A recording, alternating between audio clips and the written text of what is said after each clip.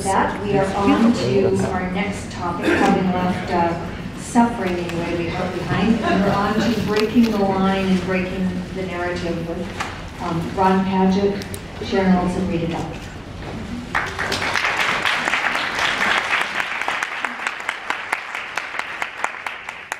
Hi, everybody. You know what? Both of you. There's so many similarities. Let me tell you my story. I grew up surrounded with, embedded with, living with music. At first, it was what I heard on the stereo. That is stereo.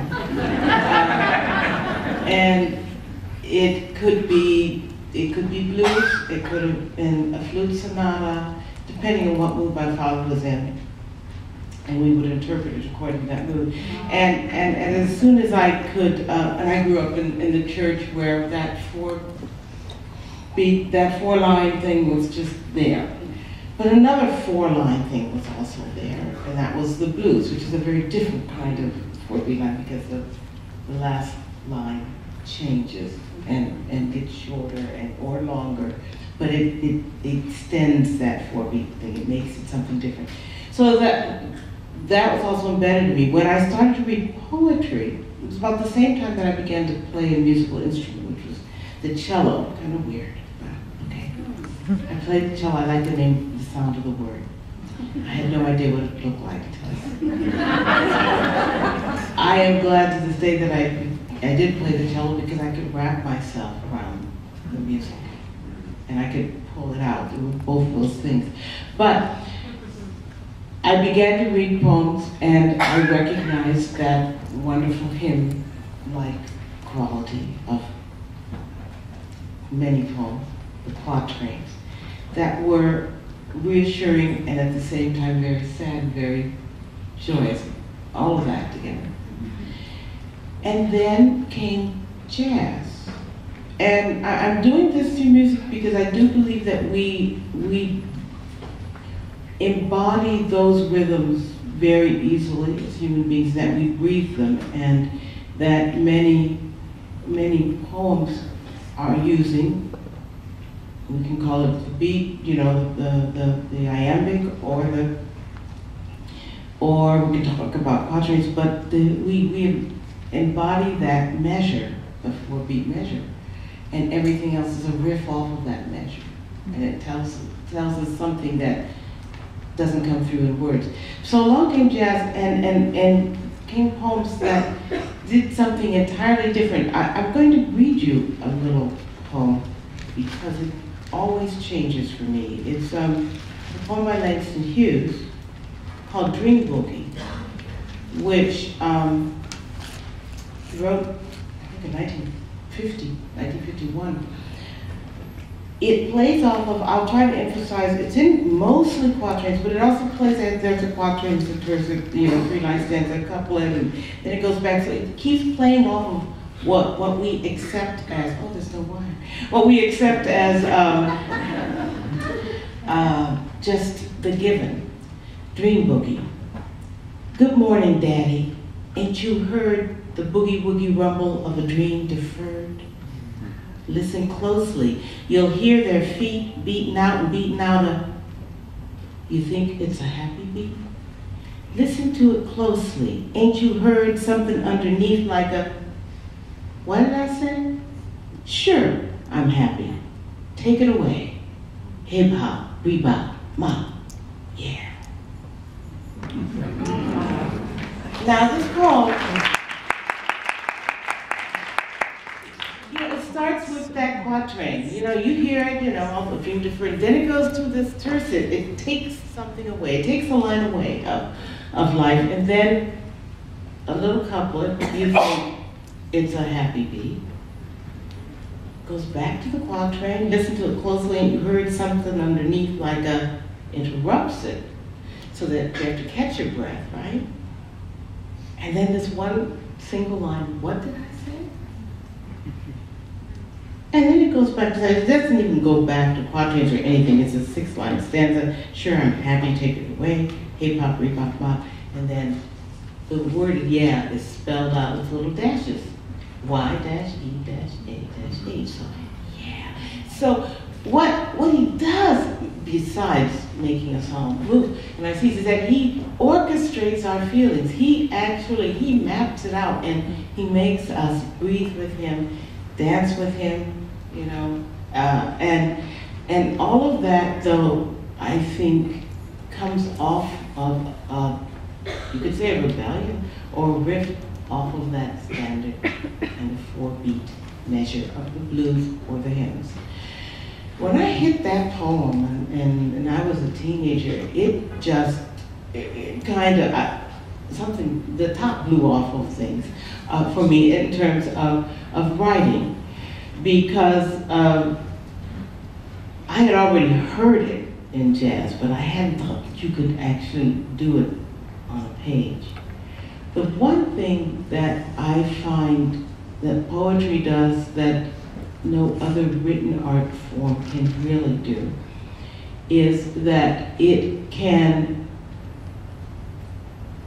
use the visual and use the oral to orchestrate our breathing so that it becomes an extremely physical act to read a poem, aloud or to yourself, if you're really into it. Cher mentioned the turning of the line. Every time you hit that white space with the tendrils or whatever, you know you're going to go back and you take a little breath, or you try to catch one because you don't know what's coming. Every time you go back, it's with a sense of relief, snapping back, but knowing that you're going to go out there again into this. So there's that oral sense, but there's also, how long can you hold your breath? You know, how long can you breathe? And then the line gives you a breath unit too. So those are the kinds of things that I thought about when I got this topic, and I thought, oh my gosh, you know, how are we gonna do this? I told Sharon and Ron that I was going to talk about a little bit about the line and the stanza and the entire poem in terms of the line and the narrative, because I was raised to be a good little girl and I took the title really literally, and I said, I'm going to do this thing. But as far as I can see, I mean, when I really started thinking about it, I thought that a poem really has 3 different narratives, 3 different stories. There's a narrative of the line that is what do you see in one breath? Okay, what do you see in that breath? What do you feel in that breath? The stanzas are what kind of scene is being built, or what rational thought line are you working with? And you actually, I think if we look at the poem, you see all of that in one. You see the poem itself, and you see how the stanzas are put together, and how long the lines are, if they're ragged, if you're going to have those tendrils, or if it's going to be a relatively even line. And you already start to form an opinion. You already begin to prepare yourself. Put on the clothing that you're going to need to go into this poem. Always behind it, always underneath everything is silence. It's always there. And both Ron and Sharon have talked about that kind of silence, but it's there whether you're hitting against the end of the line or it's there even in the syllables, and that's what that Langston Hughes poem does too. It says there's a way to skip across the silence, like beat nada, or there's a way to just, go there. Or you can sink underneath, but we know it's there. It's there in all of the pulses. And what I find really all important for me when I'm writing is that we hear the ghost of that line, but there are constant surprises, and they are the orchestration of the thought and how you can interpret that thought. Mary Oliver has said that the end of their, her line, the end of the line is the most important, the word on the end of the line is the most important word. The word at the beginning of the line is the second most important word. To which I'd also say that if you have a period or a dash in the middle of a line, then that word becomes the most important word. It's where you've broken what everyone hoped you were going to do. It's a way of putting a syncopation. It's a way of giving a hiccup.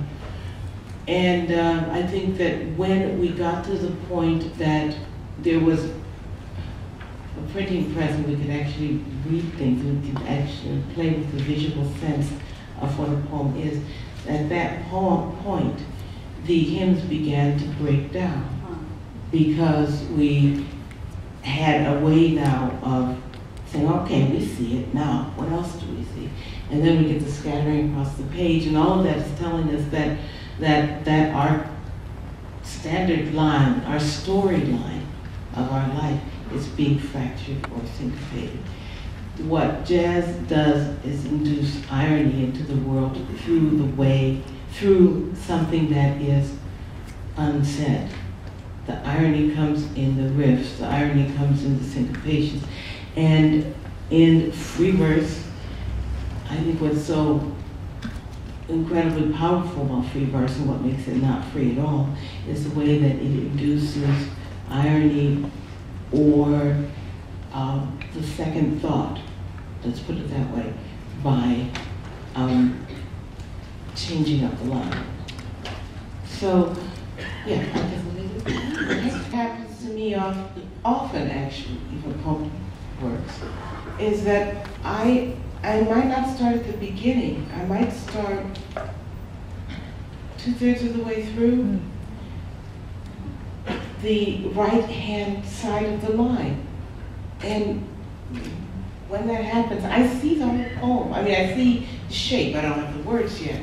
But I know how many lines before that there'll be, and kind of how many after. And I don't know what that is. And it's like a flash feeling, isn't it? Yes, it is a flash feeling, but it is rhythmic and visual at the same time. Do you start at the beginning, Sharon? Oh, yes.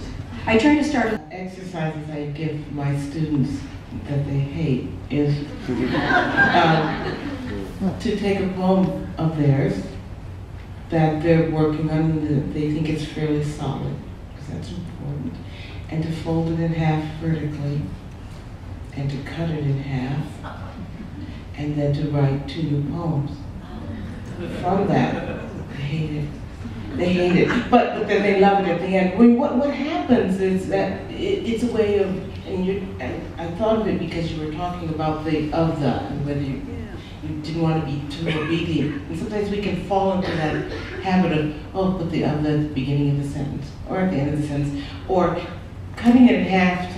One of my students said, all of my prepositions are, right here, and, they never occur at the end of the sentence. Or he said, all of my verbs are in the last half of the sentence. What's up with that? So it was just like thinking about it in a different way, thinking that maybe you're trotting along as opposed to pushing through that. So I give myself an assignment sometimes. Ron, earlier you had mentioned Creeley, and I was thinking about him as you were reciting Langston, because of the way language is an imperfect tool. It's so imperfect, and every word to every poet it's torturous, because you choose a word and you hope it's the best, and you know it isn't. It never is. And so we use everything at our disposal to craft it. And Langston used every different verb, from falling to crumb to flung. And as you read that with those many pauses, and there aren't as many, but I can't remember either, but I loved it like that. I thought of Creeley, who would crack open the word, right, and crack open the syntax, so that you see all of that silence and failure in between every syllable, practically, right? And at the end, though, you got it, right? You know, as my friend said, for God's sake, watch out where you're going. You know, and you kind of say, yeah, we're all in this together, and we can't get the words out that can actually say what we really want to do. So we're going to sing it, we're going to write it down, we're going to, we're going to crack it open and create it.